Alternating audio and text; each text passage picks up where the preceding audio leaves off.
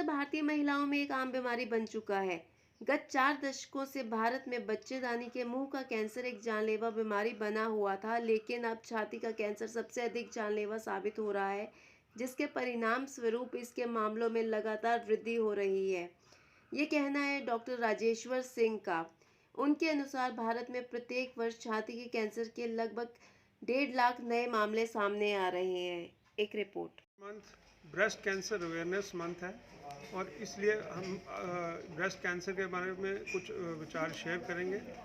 देखिए, हिंदुस्तान में कैंसर बहुत तेज़ी से फैल रहा है और ब्रेस्ट कैंसर वो सबसे कॉमन कैंसर है हिंदुस्तान में। ये फीमेल्स में हर साल 1.5 लाख से ज़्यादा ब्रेस्ट कैंसर के नए पेशेंट आते हैं। अगर पुराने पेशेंट भी मिला दें तो हर साल हमारे पास 2.5 से 3 लाख पेशेंट ब्रेस्ट कैंसर के होते हैं। अगर हम वेस्टर्न कंट्रीज़ में देखें तो वहाँ 90% इसका क्योर रेट है, लेकिन हमारे पास सिर्फ 60% है। उसका कारण ये है कि हमारे पास पेशेंट बहुत लेट आते हैं। और लेट क्यों आते हैं? एक तो ये कैंसर फीमेल में है, फीमेल का थोड़ा सा ध्यान कम दिया जाता है सोसाइटी में। थोड़ी सी उनकी शर्म भी उनको रहती है कि वो ये बताती नहीं है कि ब्रेस्ट कैंसर उनको हो गया, कोई लंप हो गया कोई छाती में। और इसके अलावा उनका जो इलाज के लिए पहले वो जो गांव में इलाज होता रहता है और जब तक वो फैल जाता है तब हमारे पास आती है। अभी ब्रेस्ट कैंसर क्यों ज़्यादा होता है, क्या उसके रिस्क फैक्टर क्या हैं? इसमें मेन है कि पोल्यूशन हो गया, लाइफस्टाइल चेंजेस होगी जिसमें कि ओबेसिटी, स्मोकिंग कॉमन है। और ख़ासकर जो ब्रेस्ट कैंसर के रिस्क फैक्टर हैं वो ये है कि हार्मोन्स ज़्यादा, जैसे कि ईस्ट्रोजन और प्रोजेस्टेरोन हार्मोन ज़्यादा होता है। वो किन में ज़्यादा होता है? जिनमें कि महीना 15 साल से कम शुरू हो जाए और जहाँ 55 साल से ज़्यादा रहे, जो ब्रेस्ट फीडिंग या स्तनपान नहीं करती हैं, जो बच्चा देर से पैदा करते हैं, तो इनमें ये थोड़े से रिस्क फैक्टर ज़्यादा होते हैं। तो हमें चाहिए कि इसके बारे में लेडीज़ को चाहिए ध्यान दें। और सबसे आसान तरीका है कि सेल्फ ब्रेस्ट एग्जामिनेशन। ये सेल्फ ब्रेस्ट एग्जामिनेशन का मतलब है कि महीने के हर एक दिन को वो रख लें, 5 दिन के बाद, महीने के ख़त्म होने के बाद, और शीशे के सामने अपना ब्रेस्ट का एग्जामिनेशन खुद करें। अगर उन्हें कोई गांठ नज़र आती है स्तन के ऊपर, जहाँ आर्मपिट्स के नीचे या गर्दन में, तो अपने डॉक्टर्स को बताइए। ये मत सोचिए कि अगर आपको दर्द नहीं हो रही तो वो कैंसर नहीं है। कैंसर, ये मिथ है कि कैंसर में दर्द होती है। इसके अलावा आपको इलाज बिल्कुल जल्दी कराना चाहिए और अच्छी जगह कराना चाहिए। और इसमें हमारा पारस कैंसर हॉस्पिटल बिल्कुल कॉम्प्रिहेंसिव कैंसर सेंटर है, जिसमें हर एक किस्म का इलाज। और इसमें हम तीनों डॉक्टर्स, 3 स्पेशलिटी के डॉक्टर, जिसमें कि सर्जिकल, मेडिकल और रेडिएशन ऑन्कोलॉजिस्ट मिलके इलाज करते हैं और डिसाइड करते हैं कि क्या इलाज करना है। और सबसे अच्छा और सबसे ज़रूरी है कि पूरी दुनिया में देखा गया है कि जिसमें protocol based multi modality treatment होती है, वहीं इस कैंसर का इलाज अच्छा होता है। सर, इसके रीजंस क्या क्या है अदर कैंसर होने के? मैंने बताया ना, रिस्क फैक्टर बताया है। इसमें पोल्यूशन हो गया, use of insecticide and pesticide. ये हरियाणा और पंजाब में बहुत ज़्यादा इंसेक्टिसाइड इस्तेमाल होता है, वो one of the main cause है। इसके अलावा हमारी लाइफस्टाइल चेंजेस, जिसमें ओबेसिटी, स्मोकिंग 2 बड़े कॉमन है।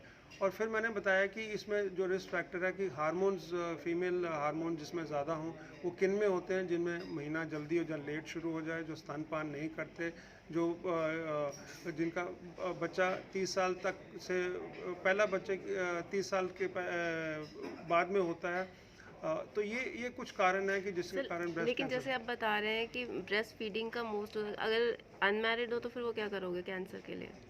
उसके लिए फिर आपको अपना केयर, क्योंकि हार्मोन आपका ज़्यादा होगा।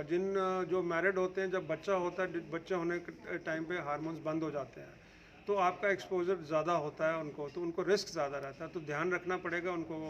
इसके अलावा कुछ आनुवंशिक कारण भी हैं, जैसे कि फैमिलियल बोलते हैं, जीन्स की वजह से जो फैमिलीज़ में जीन ख़राब हो जाती हैं, उसमें एक ब्रैका सिंड्रोम होता है। जिन फैमिलीज़ में हो तो उनको जल्दी टेस्ट करके उसका हम उनको सर्विलेंस पर रखते हैं। और इलाज उनका, अगर उनको कैंसर होता है तो उसका इलाज जल्दी हो जाता है। ये कैंसर बहुत ज़रूरी है कि आप जल्दी इलाज कराएं, क्योंकि early detection not only cures cancer fully 100%, but cost भी बहुत कम होती है। कैंसर होने की कोई मिनिमम या मैक्सिमम एज है? जी नहीं, ऐसा नहीं है, बट क्योंकि स्तन कैंसर मिडिल एज ग्रुप का कैंसर है। जनरली ये 50 साल के आसपास का कैंसर होता है, लेकिन हमने 30 साल में भी ये कैंसर देखे हैं, खासकर जिसमें फैमिली कैंसर होते हैं वो बहुत जल्दी होते हैं। और लेट तो कोई एज नहीं है, 80 साल तक भी कैंसर हो सकता है। तो क्या ये कैंसर मेल्स में भी देखा जा सकता है? हाँ जी, बिल्कुल, बहुत अच्छा प्रश्न है कि ये मिथ है कि मेल्स में नहीं होता। ये 1% मेल्स में भी कैंसर दिखता है, और उसके भी ट्रीटमेंट वगैरह सेम होता है जैसे कि फीमेल्स में करते हैं। अभी तक कौन से कैंसर कॉमन थे और आज के टाइम में कौन से ज़्यादा कैंसर होने के चांसेस रहते हैं? देखिए, फीमेल्स में सबसे पहले सर्विक्स कैंसर बहुत कॉमन थे। आज से 10 साल पहले majority of the cancer cervix cancer, ovarian cancer थे। लेकिन अभी ये देखा गया है कि जो शहरों में सर्विक्स कैंसर बहुत कम हो गया, हम रेयरली देखते हैं आजकल, और ब्रेस्ट कैंसर सबसे ज़्यादा हो गया, और ये एक एपिडेमिक की तरह है। इतना ज़्यादा कॉमन कैंसर ये हो चुका है कि हम तो आंकड़े देते हैं कि 1.5 लाख का हर साल, बट अगर हम एक्चुअली, क्योंकि हमारी रजिस्ट्री जो है वो हॉस्पिटल बेस्ड रजिस्ट्री है, अगर हम रूरल एरियाज़ का भी उसमें काउंट करेंगे जिसका हमें पता नहीं है, तो ये रफली इससे डबल फिगर होंगे। सो बहुत कॉमन हो चुका है, इससे ज़्यादा कॉमन कोई कैंसर नहीं है। गांठ होने के अलावा भी कोई सिम्टम है इसका और? देखिए, गांठ तो एक मेन सिम्टम है, कॉमनेस्ट सिम्टम है। इसके अलावा अगर निपल से डिस्चार्ज जाता है, अगर उसमें से ब्लड निकलता है, जब निपल रिट्रैक्ट हो जाता है, धंस जाता है, जहाँ पूरा ब्रेस्ट का एरिया बिल्कुल लाल हो जाता है, रेड, जिसे कि इन्फ्लेमेटरी ब्रेस्ट कैंसर कहते हैं, तो ये कुछ और लक्षण होते हैं। इसके अलावा आर्मपिट्स के नीचे अगर गांठ हो जाए या गर्दन में गांठ हो जाए, तो वो भी लक्षण हो सकते हैं। और जब ये कैंसर ज़्यादा फैल जाता है तो ब्रेन में चला जाता है तो मिर्गी का दौरा हो सकता है, सिर दर्द हो सकती है, पीठ में चला जाए तो दर्द हो सकती है, लिवर में चला जाए तो जॉन्डिस वगैरह भी हो सकता है। तो ये लेट स्टेज के लक्षण है, बट शुरू के लक्षण जो मेन है वो है गांठ। अगर कोई डिस्चार्ज आ रहा है, जहाँ धंस जाता है निप्पल अंदर, जहाँ रेडनेस जो बड़े देर से है, ये मत सोचे कि उसमें दर्द नहीं है तो आप वो कैंसर नहीं हो सकता है। ऐसा नहीं है, अगर गांठ है तो उसका इलाज जल्दी कराइए, अपने डॉक्टर से मिलिए। अगर किसी को कैंसर हो जाता है तो उसके सर्वाइवल चांसेस कितने रह जाते हैं? बहुत बढ़िया प्रश्न है ये, क्योंकि ब्रेस्ट कैंसर में बहुत हाई सर्वाइवल रेट्स हैं। जो अच्छे हॉस्पिटल्स में, अच्छे सेंटर्स में इसका 90% तक सर्वाइवल है। मतलब कि 100 में से 90 सर्वाइव करेंगे अगर आप जल्दी इसका कैंसर डिटेक्ट होता है। प्रॉब्लम ये है कि हमारे पास बहुत लेट कैंसर आते हैं, जो लेट स्टेज में सर्वाइवल कम है, बट ओवरऑल सर्वाइवल हिंदुस्तान में 60% क्योर रेट हैं इस कैंसर के, जो कि बहुत हाई हैं। बाकी कैंसर्स में इतने हाई रेट्स नहीं देखे जाते। क्योंकि आजकल लाइफस्टाइल बहुत चेंज हो गया है, खाने में सब बहुत डिफरेंट हो गया, कोई ज़रूरी नहीं है हर कोई एक्सरसाइज भी कर पाता है।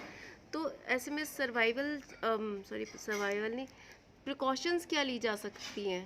देखिए, ये कहना कि आप 2-3 चीज़ें कर सकते हैं। एक तो ओबेसिटी, आप फैटी फूड, फैट वाले चीज़ें कम, हाई शुगर जो होती हैं वो ज़्यादा फैट करते हैं, ये कम कर सकते हैं। और इसके अलावा एक 60 मिनट की एक्सरसाइज कोई भी कर सकता है। अगर कोई बोले कि मैं 60 मिनट दिन में नहीं निकाल सकता, तो वो मैं नहीं मानता वो ठीक बोल रहा है। ये लेजीनेस है। आपको थोड़ी एक्सरसाइज करनी चाहिए, फिट रखना चाहिए अपने आप को, ये है। बाकी हार्मोन से तो आप बच नहीं सकते। इसके अलावा आपको जो आपका खाना है, कम से कम जिन चीज़ों में इंसेक्टिसाइड का इस्तेमाल हो, वो चीज़ें का प्रेफर करना चाहिए। फैटी मीट वगैरह का थोड़ा सा कम इस्तेमाल करो, वेजिटेबल्स और फ्रूट्स ज़्यादा खाओ, तो इससे आप इसको रिड्यूस कर सकते हैं बड़ा।